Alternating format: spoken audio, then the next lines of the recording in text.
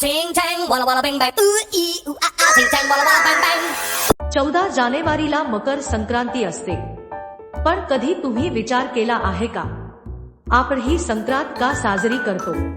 पृथ्वी सूर्याभोवती एका ठराविक मार्गावर फिरते. हा मार्ग 12 भागात विभागलेला आहे, ज्यांना आपण राशी म्हणतो.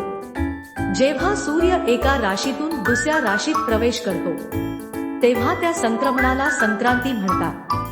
आणि खास गोष्ट अशी की या दिवशी सूर्य दक्षिणायनातून उत्तरायणाकडे प्रवेश करतो, म्हणजेच सूर्याची किरणे हळूहळू उत्तरेकडे सरकू लागतात.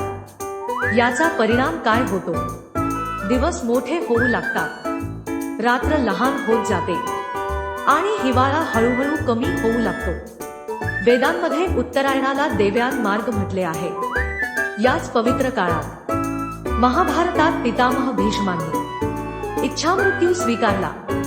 म्हणूनच मकर संक्रांती फक्त एक सण नाही, ती नवीन ऊर्जा, नवीन सुरुवात यांचे प्रतीक आहे. महाराष्ट्रात आपण तिळगुळ वाटतो. तिळगुळ घ्या, गोड गोड बोला, हा सुंदर संदेश देतो. पंजाबमध्ये हा सण लोहडी म्हणून, तर दक्षिण भारतात पोंगल म्हणून साजरा केला जातो. नावे वेगवेगळी, पण भावना एक. नवीन प्रकाश, नवीन आशा. आता मला सांगा, तुमच्या भागात मकर संक्रांती कशी साजरी केली जाते? कॉमेंट मध्ये नक्की लिहा. आणि अशीच माहितीपूर्ण, अर्थपूर्ण व्हिडिओसाठी लाईक